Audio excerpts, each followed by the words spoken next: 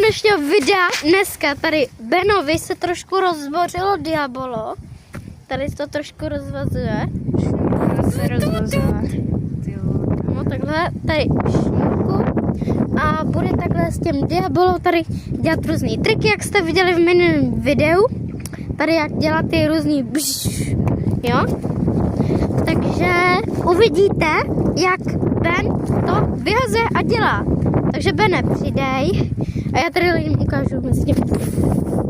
Bomboklad. Nebo já nevím, jak se to říká. To je jedno. Tak tady máte modré pozadí. Takhle se to zavazuje. Tak a máme to.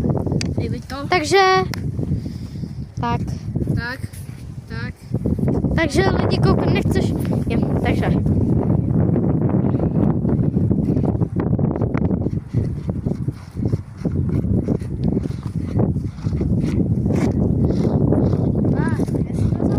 Trošku se to zamotalo tady. Upa. Jo. Ježiši, ukážu do videa.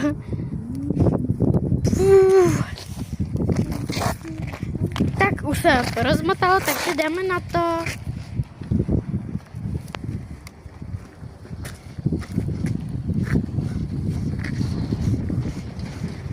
A teď to vyhodí mega vysoko. Takže koukej, půjdeme dál, ať to jde líp. No, můžeš. Počkejte trochu.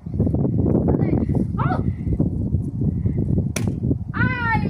Voto, sakra! Nepovedlo. Nepovedlo, ale nevadí. Se to roztočí, se udělá smyčka, sexávám děláme.